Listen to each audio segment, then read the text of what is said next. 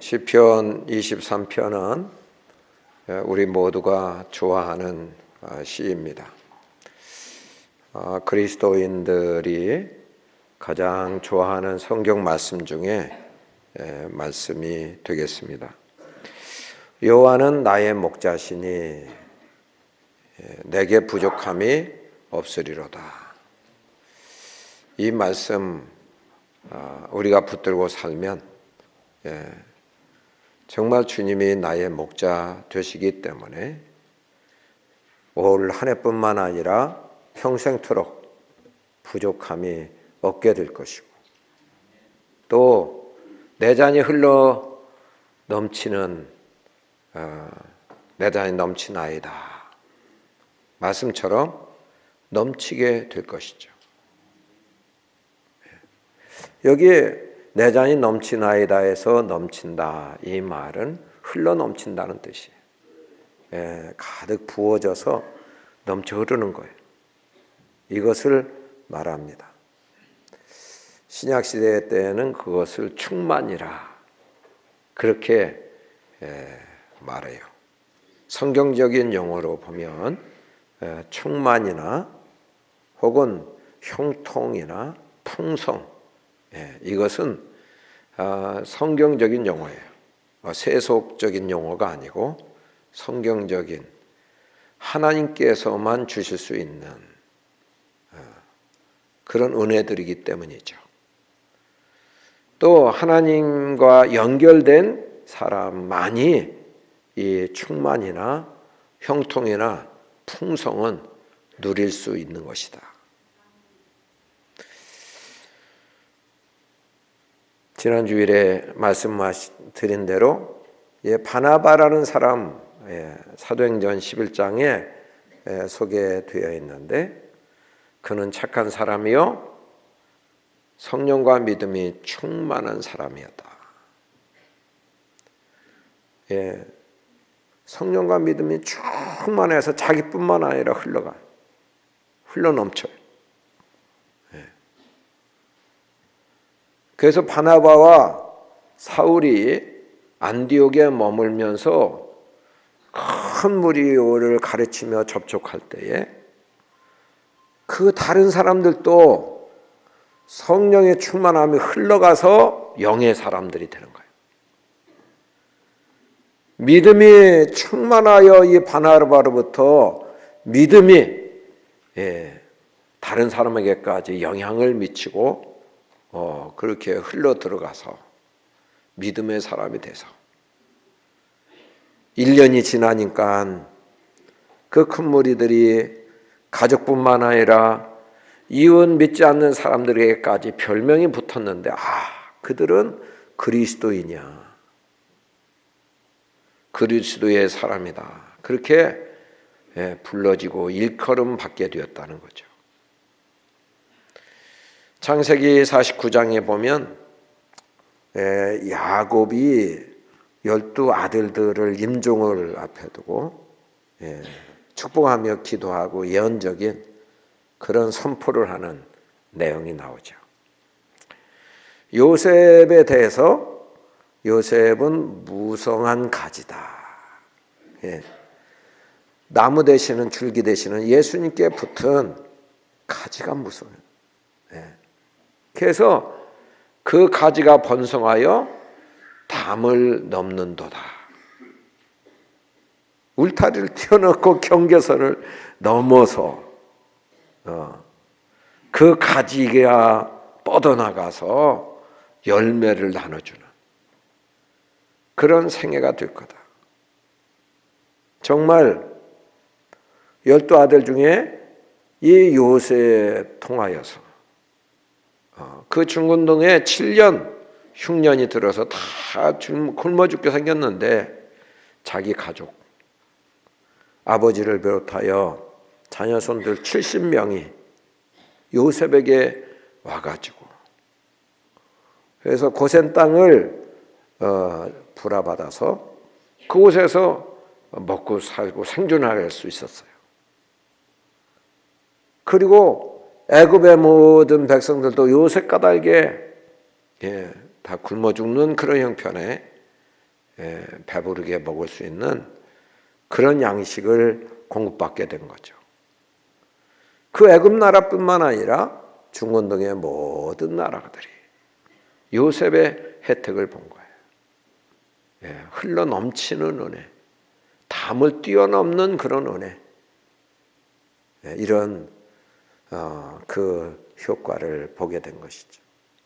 여러분, 우리가 여호와가 나의 목자가 되셔서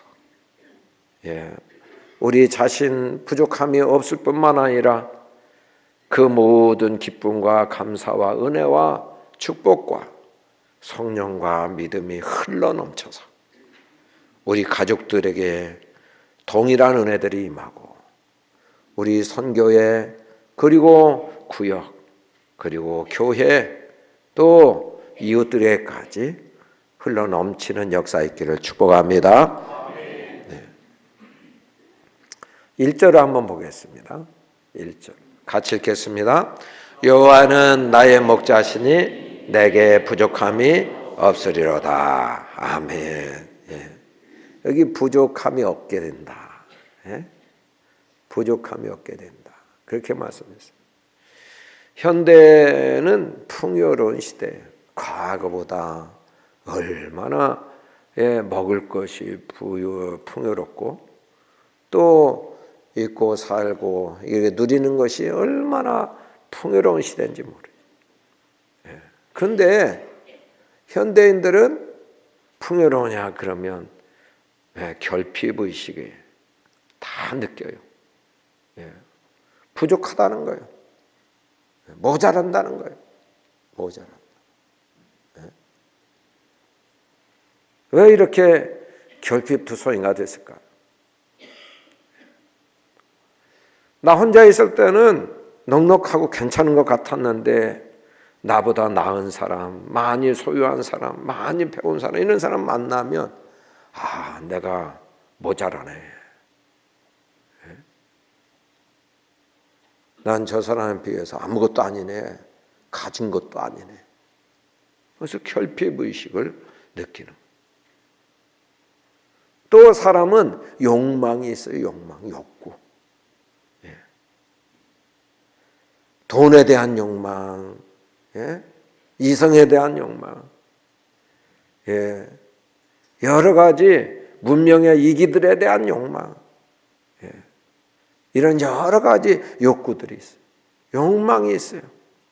근데 욕망의 특징은 인간의 힘으로는 인간적인 것으로는 채울 수 없다는 것이 특징이에요. 그래서 늘 부족한 거예요. 늘 모자란 거예요. 늘 없는 거예요.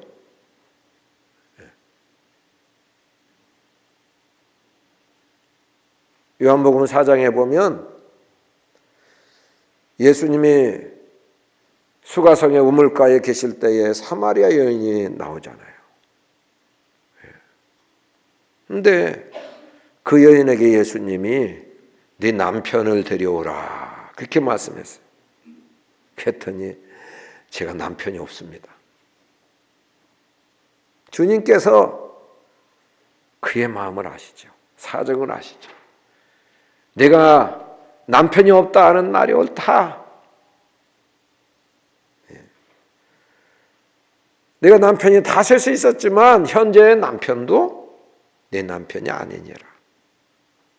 뭐예요? 왜 남편을 바꿔요? 이 남자하고 살아보니 만족이 없어. 그래서 저 남자를 또 하고 살면 만족해야 될까 그렇게 생각하고 또 다른 남자하고 살아보니 또 그것도 만족이 없어. 이 남자 저 남자 만족을 채워보려고 해도 5이 지나고 지금 6번째 그 남편으로도 그 여인의 그런 욕구를 다 만족시킬 수 없다.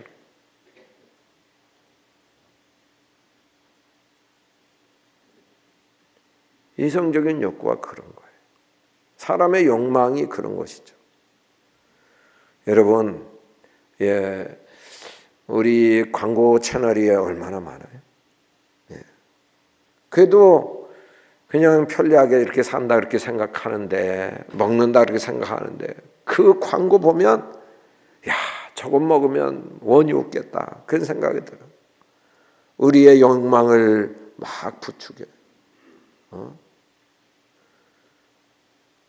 저거 사면 얼마나 편리할지 그냥 만족하겠다. 그렇게 해서 충동 구매를 하게 만들어요.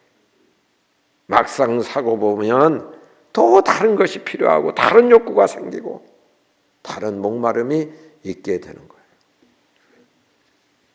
아무리 돈을 벌어대도 그 욕구를 다 만족시키고 채울 수는 없는 것이죠. 그런데 여러분, 우리 예수님은 우리의 욕구를 다 채워주셔서 부족함이 없게 하실 수 있는 유일한 주님이신 줄로 믿습니다. 왜요? 우리 하나님이신 예수님은 모든 것을 소유하신 분이세요. 모든 것의 주인 되세요. 없는 것을 없는 가운데서 있게 만드신 창조주 되셔서 모든 것이 가능한, 어떤 문제도 해결할 수 있는 전능하신 분이세요. 얼마나 크신 분이신지 우리 인간의 생각이나 인간의 구하는 것, 그것도 넘치게 채워주실 수 있는 충분한 분이세요. 에베소서 3장 20절을 보겠습니다. 같이 읽겠습니다. 우리 가운데서 역사하시는 능력대로 우리가 생각하는 모든 것에 더 넘치도록 능히 하시리에게. 아멘. 우리가 생각하는 것, 우리가 구하는 것, 이거 있는데 주님은 우리가 생각하는 것 20이라고 하면 주님의 생각은 50, 60, 100이 될 수 있다.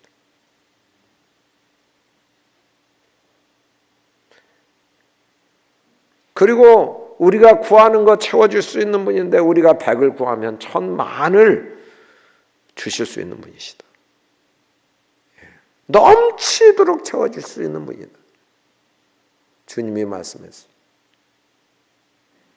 이 성전을 짓고 어려울 때에 제가 왜 이 성전 지으라고 주님 하셨냐고 막 항의성 기도하니까 주님이 그냥 우레 같은 목소리로 나는 크신 하나님이다.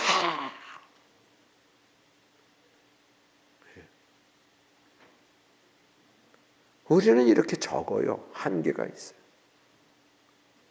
하나님은 어떤 문제도 해결할 수 있는 무한 강대하신 능력이 있으신 분이신 줄로 믿습니다. 예.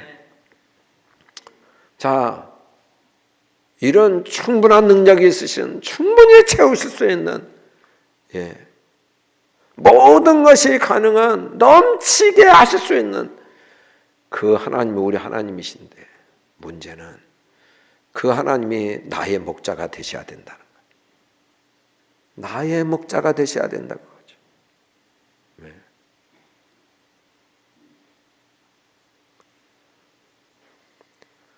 그 하나님이 아무리 능력이 많아요, 아무리 부유해도 나와 상관이 없으면 그건 그림의 떡이에요. 독일의 류벡교회의 낡은 벽에 붙어있는 돌판에 주는 우리에게 말씀하신다라는 시가 새겨져 있습니다. 그 시의 내용을 보면 잘 들어보세요. 너희는 나를 주라 부르면서 따르지 않고, 너희는 나를 빛이라 부르면서 우러러보지 않고, 너희는 나를 길이라 부르면서 따라 걷지 않고, 너희는 나를 삶이라 부르면서 의지하지 않고, 너희는 나를 존귀하다 하면서 섬기지 않고, 너희는 나를 강하다 하면서 존경하지 않고, 너희는 나를 의롭다 하면서 두려워하지 않으니, 그런즉 너희를 꾸짖을 때에 나를 탓하지 말라.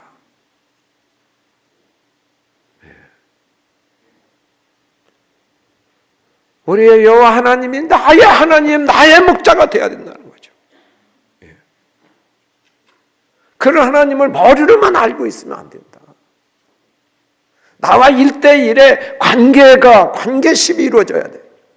관계가 맺어져야 돼.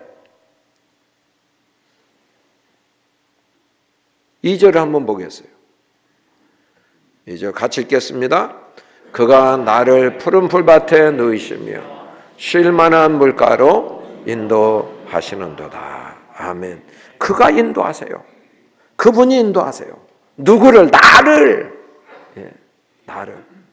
주님이 아무리 인도하셔도 내가 주님을 따르지 않으면 주님과 나와는 관계가 없는 거예요.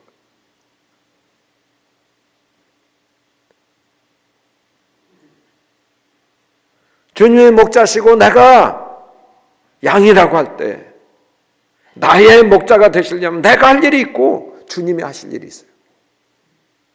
주님이 하실 일은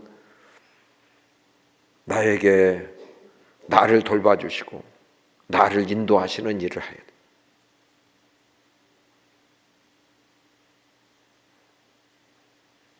내가 해야 될 일은 주님의 음성을 듣고 따르는 일.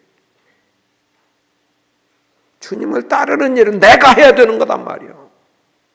예. 주의 음성을 듣는 일은 내가 해야 되는 거야. 내가 해야 돼. 주님이 아무리 말씀하시고 아무리 인도하시려고 모든 노력을 다하셔도 내가 거기에 반응하지 않으면 주님과 나와는 1대1의 관계가 맺혀지지 않는 거예요. 그가 나를 푸른 초장에 누이시고 나를 1인칭이에요.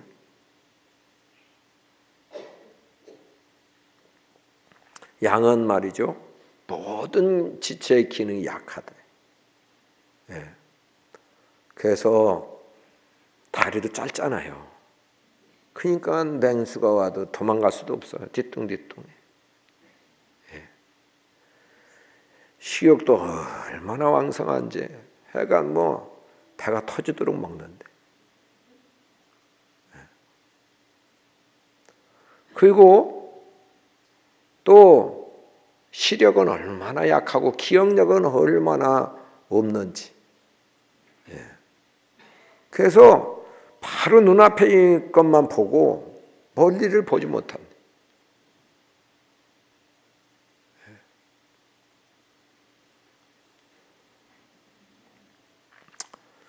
두려움이 많고요. 예. 어떤 공격 무기도 없어요. 이빨이 날카롭다든지 그렇지 않으면 뿔이 있다든지 그렇지 않아. 예. 양의 모습이에요. 그런데 양의 지체 중에서 가장 발달한 부분이 귀랍니다. 청각이랍니다. 청각, 청력. 예. 멀리서도 자기의 목자의 음성을 들을 수 있다는.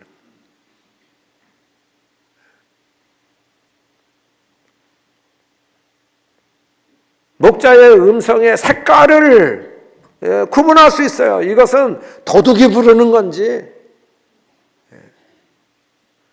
나의 목자가 부르는 건지 그 음성의 색깔을 구분할 수 있다. 청각이 발달했다는 거죠.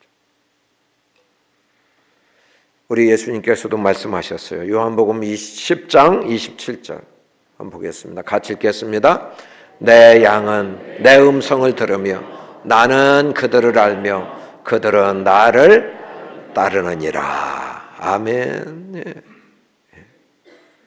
예수님의 양은 예수님의 음성을 듣는다. 예수님의 음성의 색깔을 알고 다른 목자, 다른 어떤 그런 도둑이 부르는 거 거기에 음성에 속지 않고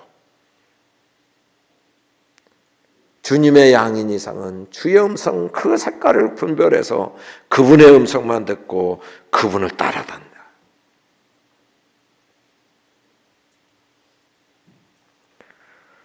자, 우리 주님 인도하시는데 GPS보다 더 정확하게 주님은 인도하십니다. 유대인 나라는 목초지가 많지 않아요. 다 광야예요. 주님은 정확하게 목초지로 주님 따라가면 목초지로 인도받는 거예요. 주님 따라가면 우리의 참 양식, 참 음료가 있는 그 같은 곳에 영원한 천국에 정확하게 인도받아 가게 되는 거죠. 여러분, 핸드폰을 잊어버리고 다닌다 할지라도 꼭 잊지 않고 꼭 다녀야 될 게 있어요. 성경이에요. 드라마 성경 앱을 까세요. 그렇지 않으면 성경책을 들고 다녀. 성경의 역할이 어떤 기능이 있어요? 목자의 음성을 들을 수 있는 유일한 기능이에요.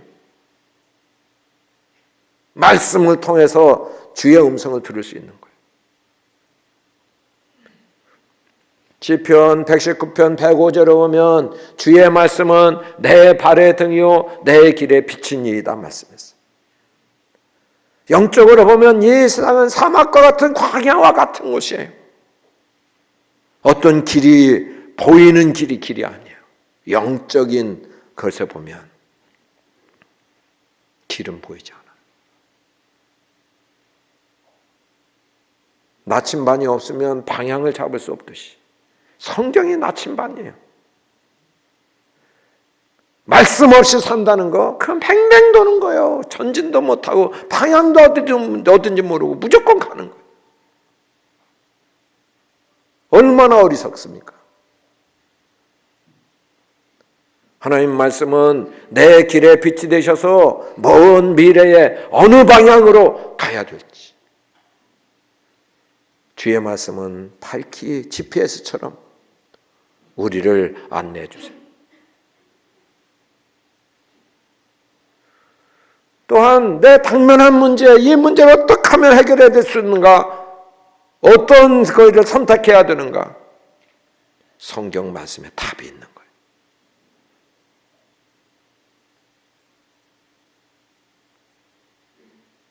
성경 말씀을 통해 목자 되신 우리 주님은 오늘 우리를 인도하시고 우리에게 해답을 제공하십니다. 가장 중요한 이 말씀 중에 핵심은 이거예요. 나의 목자 되시게 하려면 그 말씀의 인도를 받는 거예요. 그 말씀을 통해 주님의 음성을 듣고 그 말씀대로 순종하며 따르는 우리 모두가 되기를 축복합니다. 3절을 보겠습니다. 같이 읽겠습니다. 내 영혼을 수생시키시고 자기 이름을 위하여 의의 길로 인도하시는도다. 아멘. 내 영혼을 수생시키시고, 내 영혼이라 네페시, 이 말은 나 자신, 사람 자신, 목숨, 혹은 생명 이런 뜻이. 쉽게 말하면 속사람이에요. 속사람. 이 영혼은 우리의 본체예요. 우리 몸은 껍데기라고 볼 수 있어요. 옷이라고 볼 수 있어요. 영혼을 감싸고 있는 것이 옷이에요. 옷에 같은 역할을 하는 것이 몸이요. 이 몸은 낡아지고 새해지고 티끌로 돌아가. 영혼은 계속 남아있는 거예요. 영혼이 본질이에요.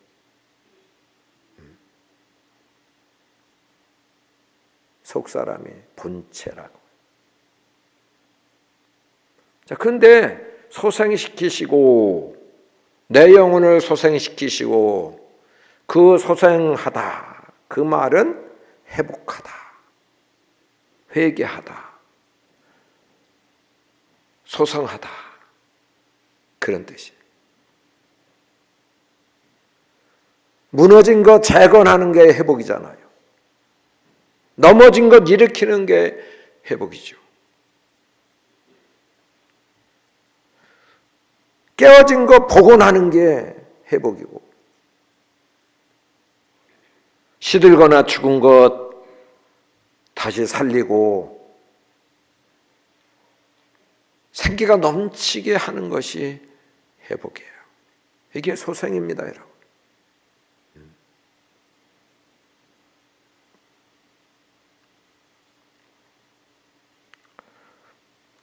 우리의 속사람이 왜 넘어집니까? 왜 자빠집니까? 왜 무너집니까? 왜 시듭니까? 왜 주저앉습니까?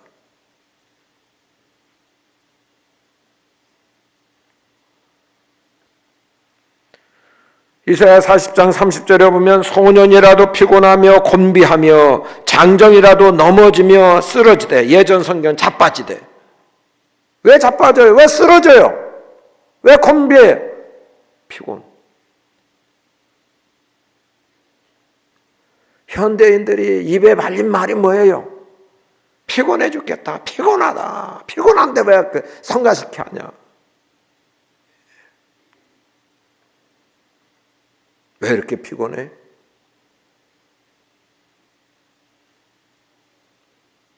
경쟁사회에서 살아남으려다 보니까 항상 초긴장 상태에 있어요.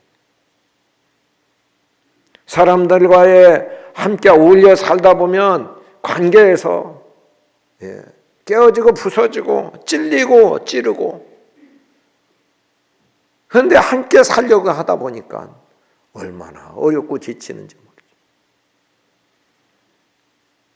예기치 않은 인생의 질병, 무거운 죄짐, 해결할 수 없는, 풀 수 없는 문제, 이것으로 인해서 스트레스를 받고 모든 에너지가 다 소진돼요. 그래서 쓰러져 버려요. 죄악은 우리의 영혼을 파멸 가운데로 인도하고 피폐하고 황폐하게 만들어버려요.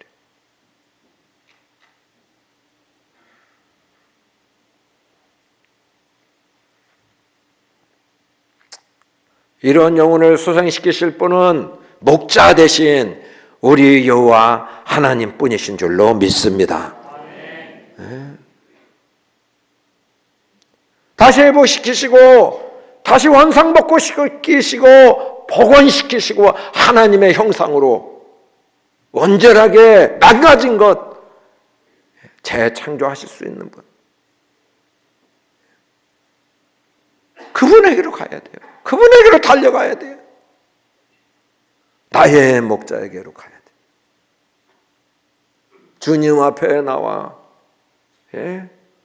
엎드려 내 모든 연약한 것과 죄악을 토설하고 자백하고, 주님이 감동으로 주시는 찬송을 내 고백으로 한 장만 부르더라도 눈물이 주르르 흐르며 주의 은혜의 단비가 쏟아져 내려 시들은 영혼 단비 맞아 푸르푸르 살아나듯이 회복되는 것이죠. 여러분, 심야기도 얼마나 좋습니까? 우리 교회는 이 지하에 있어서 뭐 밖으로 소음이 나갈 필요도 없어요. 그럴 이유도 없어. 아무리 소리 질러도, 아무리 부르짖는 기도해도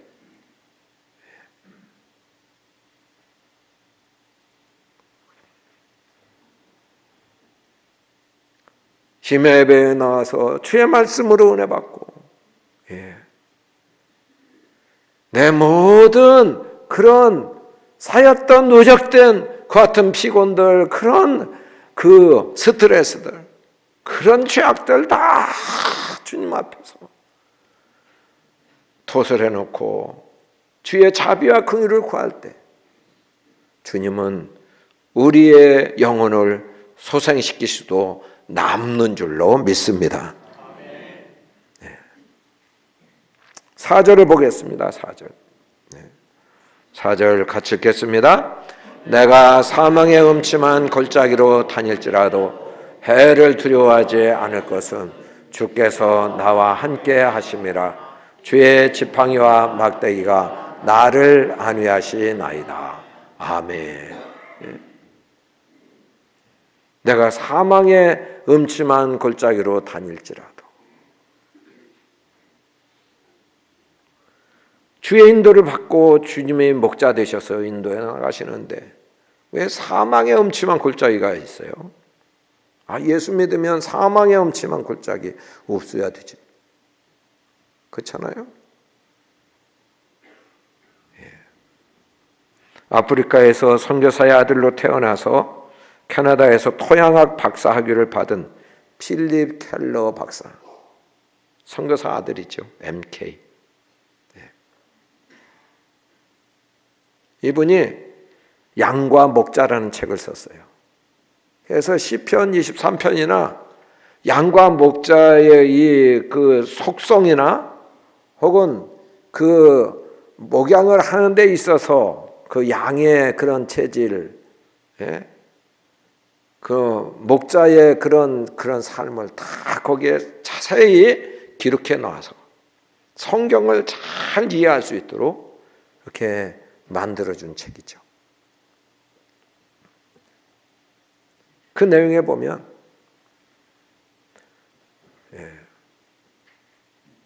이제 목자가 그 목장이죠. 목장이 산 아래에 목장이 있는 거예요. 이제 봄에 되면 이제 새싹이 돋고 그러면 이제 양을 끌고 점점 산으로 올라가는 거죠. 산 꼭대기에 가면 거기에 여름 내내 무성한 풀이 있고 초원이 있기 때문에 거기에서 산 꼭대기를 끌고 올라가는 거예요. 거기서 새 계절을 보내는 거죠. 거의 목자가 신경 쓰지 않아도 될 만큼 그렇게 방목을 하다가 눈발이 날리게 되면 아주 양들을 끌고 내려오는 거예요. 자기 목장으로. 자기 목장으로 오려면 산과 산 사이에 계곡이 있죠. 그 골짜기가 있는 거죠. 골짜기를 거쳐야 바로 자기 목장에 오는 거예요. 골짜기는 햇빛이 잘 들지 않아요. 그래서 늘 어두운 침침해. 어두운 골짜기. 그리고 벼랑 끝으로 그 벼랑 끝처럼 깎아지른 듯한 그런 곳이라서 언제 바위가 굴러떨어질지 흙더미가 덮쳐올지 양들을 그곳에서는 아주 가깝게 하면서 양들을 돌보고 보호해야 된다는 거예요.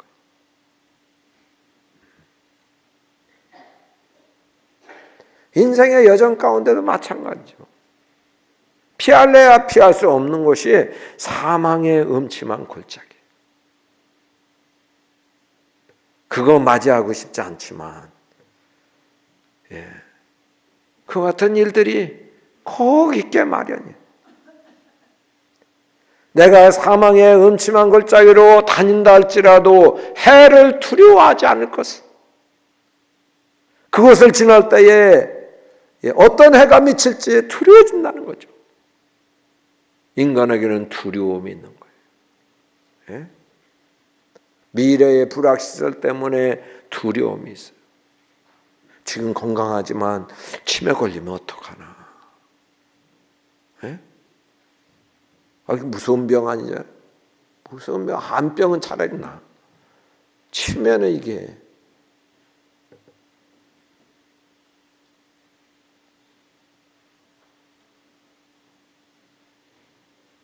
이건 무서운 병이에요. 둘이 체면하게 잘 살다가 부부간에도 누군가 먼저 한 사람 먼저 떠나는 텐데 그 두려움. 지금 막 이제 소망을 갖고 사업을 시작해도 안 될 판인데 시작부터 벌써 두려워. 실패에 대한 두려움. 여러분, 신경성 불안, 두려움, 염려, 초조, 이거는 또 얼마나 많아. 현대에 갈수록. 그래서 잠 못 이루고. 제가 군에서 만난 어떤 장교 후보생은 그냥 다리를 건너가는데 이 다리가 무너질까 봐 불안해서 견딜 수 없다. 두려워서 견딜 수 없다. 건너다 무슨 일이 일어날까.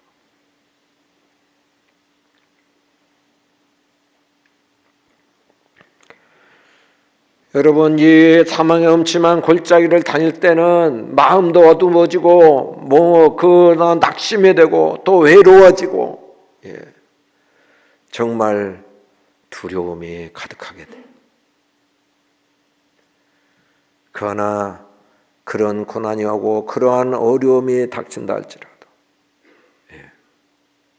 우리에게 평안을 주고 안정감을 주실 수 있는 분이 계신데 여호와 하나님이십니다.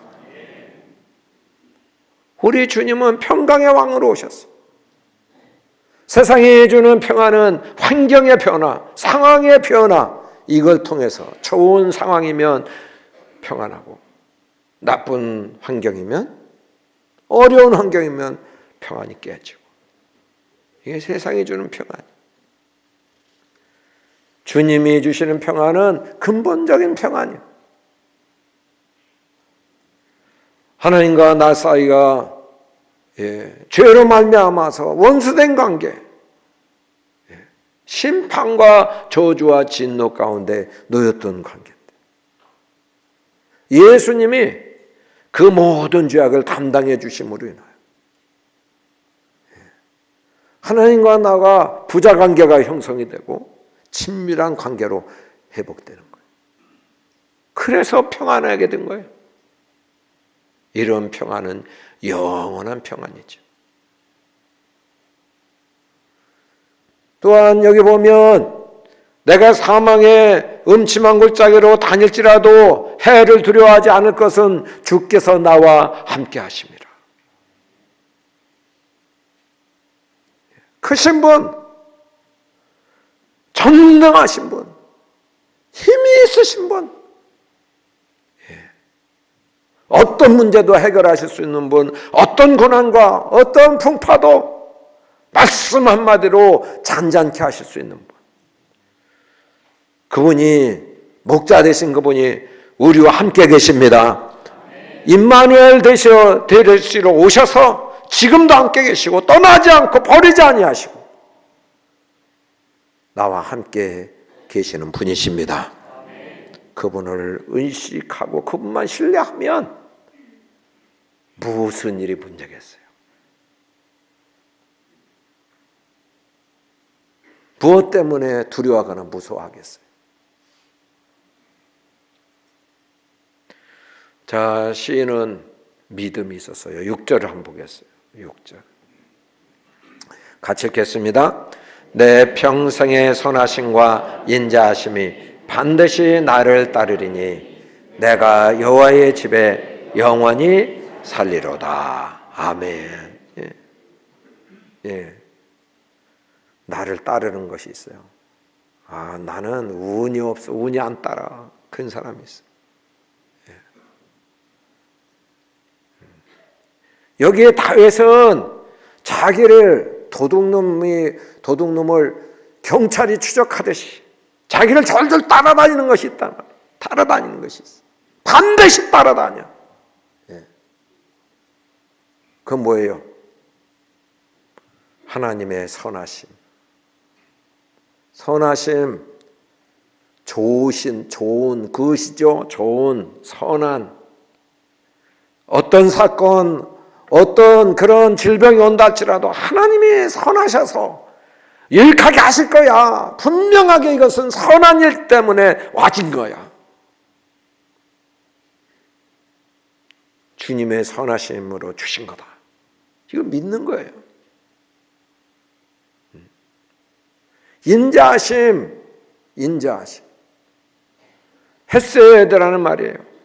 성실하신 하나님의 사랑, 약속하신 대로 끊임없이 사랑하시는 아가페적인 신적인 사랑, 긍휼히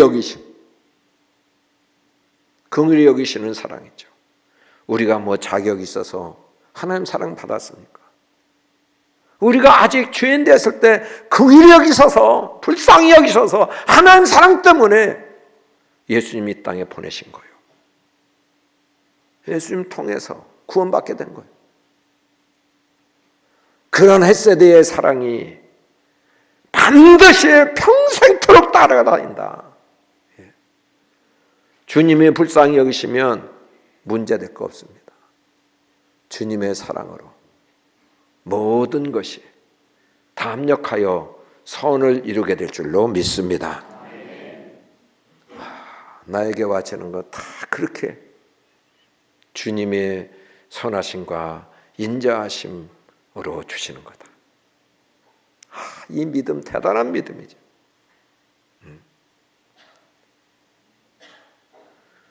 고난이 와도 핍박이 와도 환난이 와도 오히려 그 일을 통해서 주님과 더 가까이 친밀하게 되어지는, 주님을 찾게 되고 주님을 더 가까이 경험하게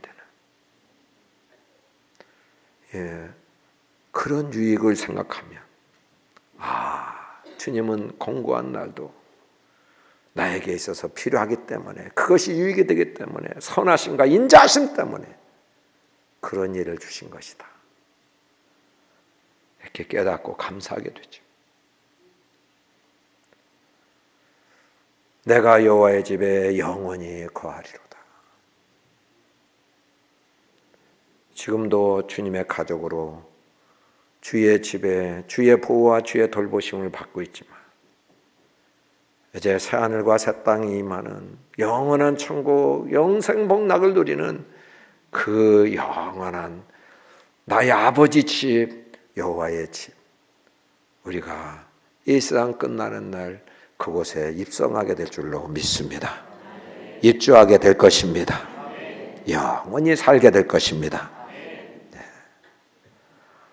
여러분, 시편 23편의 말씀이 올 한 해에 우리에게 은혜가 넘쳐 흐르는 그런 한 해로 만들어줄 뿐만 아니라 평생토록 영원토록 이 말씀이 우리의 말씀이 되고 여호와께서 나의 목자가 되셔서 다른 이웃에게까지 구역과 또 선교회 또 교회 전반 이웃에게까지 이런 하나님의 은혜와 기쁨과 또 성령과 믿음이 흘러 넘치게 되는 우리 교회 모든 성도들 되기를 예수님의 이름으로 축복합니다.